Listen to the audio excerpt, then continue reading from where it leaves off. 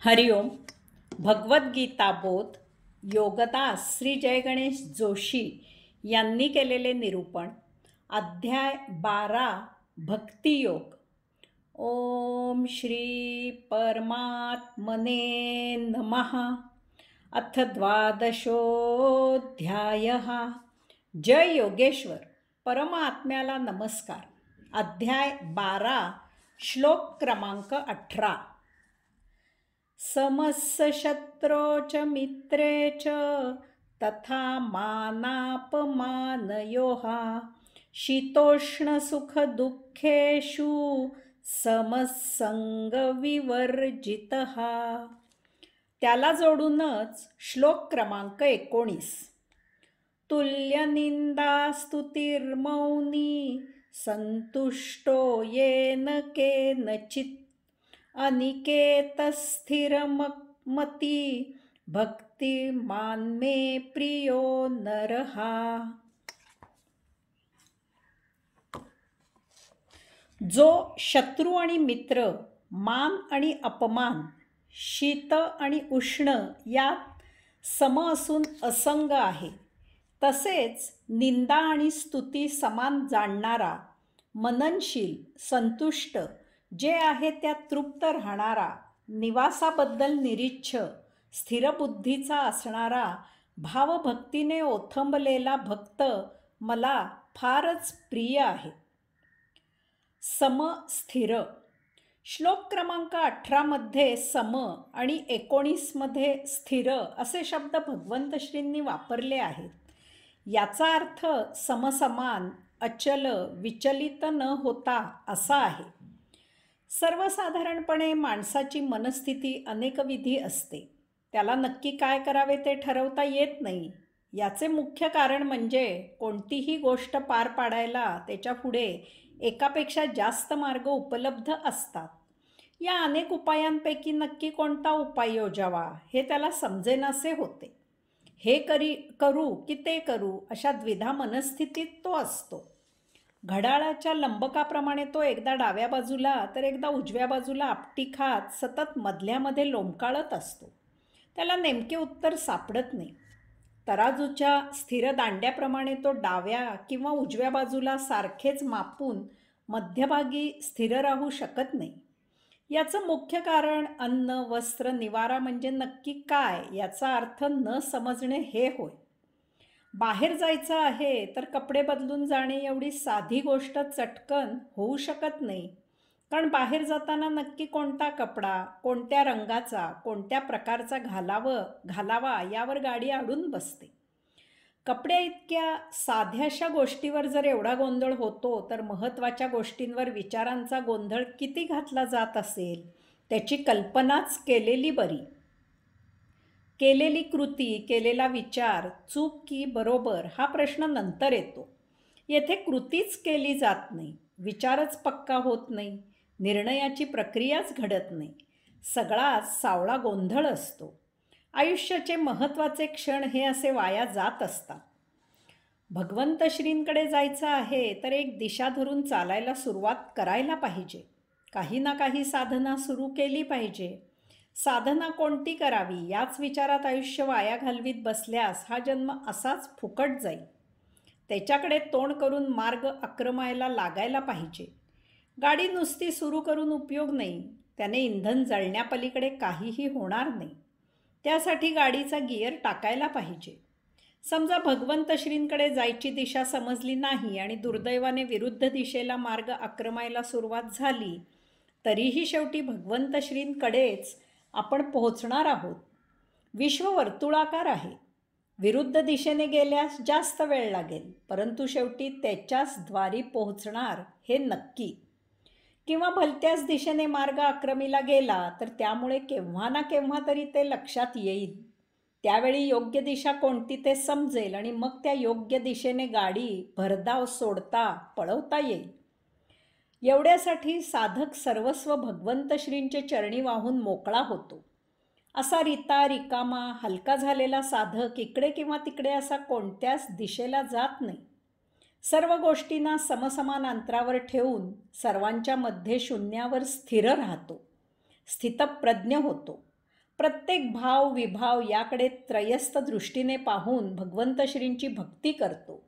या शून्य अवस्थेतून पूर्णत्वास पोहोचतो, मुक्त होतो. भक्त लक्षणे. आता येथे या 2 श्लोकांमध्ये भगवंत श्री सिद्ध भक्ताची आणखी 10 लक्षणं सांगत आहेत. समशत्रोच मित्रेच. साधक अजात शत्रू असतो. याचा अर्थ त्याला सर्वच मित्र असून ते मित्र त्याला जवळचे असतात असा घेऊ नये. त्याला शत्रू किंवा मित्र सारखेच असतात. तो उपकारकर्त्यावर आणि अपकारकर्त्यावर सारखेच प्रेम करतो. त्याचे वागणे स्वतःच्या स्वार्थाला पोषक नसेल तर असे आपमतलबी लोक साधकाशी वैर धरतात. परंतु साधकाला त्याचं काहीही नसतं.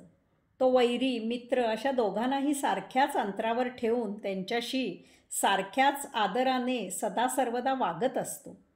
या त्याच्या वागण्याशी साधक कोणत्याही परिस्थितीत ठाम असतो. शत्रुत्व किंवा मित्रत्व ही मनाची बाब असते. याचा अर्थ साधक मनाने स्थिर असतो, त्यामुळे मन त्याच्या ताब्यात असते. तथा मानापमानयो. साधक स्थिरबुद्धीचा असतो. मान आणि अपमान ही बुद्धीची गोष्ट आहे. त्याला देह, धन, दौलत, नातीगोती याबद्दल आसक्ती नसते. तो हे सर्व आपल्यापासून, आपल्या साधनेपासून समसमान अंतरावर ठेवतो. यापैकी कोणतीच गोष्ट तो स्वतःला चिकटू देत नाही. त्याची बुद्धी त्याच्या पूर्ण ताब्यात असते, त्यामुळे त्याचा मान अपमान होण्याचा प्रश्नच येत नाही. शीतोष्ण सुख दुःखेषु सम. शीत किंवा उष्ण ही देहादी इंद्रियांची भावना असते. त्वचेच्या स्पर्श या संवेदनेमुळे ती आपल्याला ज्ञात होते. साधक शीत किंवा उष्ण यांच्यात भेद करत नाही. तो या दोन्हीमुळे विचलित होत नाही. याचा अर्थ साधकाच्या ताब्यात त्याची देहादी इंद्रिय असतात. देहादी इंद्रिय ताब्यात असल्यामुळे साधकाचे संचित भोग उपभोगून संपुष्टात येतात. नव्याने भोग निर्माण होत नाहीत. साधकाचा मुक्तीचा मार्ग सुकर होतो. संग विवर्जित. साधक अलिप्त राहत असतो. तो समाजात राहत असूनही त्यात कधीही गुंतून राहत नाही. घरात राहत असूनही नातीगोती यात अडकून भावनाविवश होत नाही. त्याच्या ठिकाणी किंचित मात्रही आसक्ती नसते. यामुळे संसारी अहंकार, अहममान्यता यापासून साधक मुक्त असतो. कोणी आलं तर आनंद, नाही आलं तर जास्त आनंद अशी त्याची वागणूक असते. समाजाच्या प्रत्येक घटकाला तो सारख्याच अंतरावर ठेवून माझा तुझा अशी भावना न करता त्यांच्याशी समसमान व्यवहार करतो. तुल्य निंदा स्तुती. एखाद्याने आपली उणीदुणी काढणे, निर्भत्सना करणे, आपले दुर्गुण चव्हाट्यावर आणणे, आपली 4 चौघात बेइज्जती करणे म्हणजे आपली निंदा करणे होय. अशाने आपल्याला क्लेश होतात. आपला अहंकार दुखावला जातो. केलेल्या निंदेत सत्यता असली तर आपल्याला त्याची लाज वाटते. निंदा सत्य असो किंवा असत्य असो, झाल्या प्रकाराचा आपल्याला क्रोध येतो. सुडाची भावना प्रबळ होते. शत्रुत्व निर्माण होते. या उलट आपले गुण गायले गेले, आपल्याला चांगले म्हटले गेले, आपला 4 चौघात मान सन्मान केला गेला की आपली स्तुती होते. आपला अहंकार जोम धरतो. स्तुती सत्य असो किंवा असत्य असो, त्याने आपल्याला सौख्य मिळते. आपण हे ऐकून भान विसरतो. याचा मतलबी लोक फायदा घेतात. साधक त्याची स्तुती किंवा निंदा करणाऱ्या अशा दोघांनाही आपल्यापासून सारख्याच अंतरावर दूर ठेवतो. ते जे काही बोलतात ते तो स्वतः त्रयस्थ वृत्तीने ऐकतो. यामुळे तो भावनाविवश होत नाही. स्तुती किंवा निंदा याचा साधकावर जरासुद्धा परिणाम होत नाही. मौनी. मौनी याचा अर्थ मितभाषी असाही घेतला जातो. साधक शक्यतो मौनात असतो. तो विनाकारण बोलत नाही. आवश्यक तेवढेच बोलतो. सदा सर्वदा सर्व काळ तो प्रभूच्या नामजपात व्यग्र असतो. आत्म्याशी संवाद संधान ठेवून असतो. परंतु मौनी याचा मननशील हा अर्थ जास्त बरोबर आहे. मननशील म्हणजे नेहमी योग्य ते शोधणारा, करणारा, वागणारा, मनाचे शील जपणारा, मनमानी करणारा, सतत विधायक तेच आचरण करणारा इत्यादी. साधक नेहमी प्रभूच्या स्वच्या प्राप्तीमध्ये व्यग्र असतो. त्यामुळे त्याच्याकडून विनाकारण काहीही कृती केली जात नाही. नाहीतर आपल्याला स्वतःपेक्षा इतरांची चौकशी फार असते. काहीही कारण नसताना आपण चौकशी आयुक्ताच्या थाटात चौकशा करत असतो. वास्तविक आपल्याला काहीही कर्तव्य नसते, परंतु दुसऱ्याच्या व्यवहारात लक्ष घालण्याची हौस आपल्याला जडलेली असते.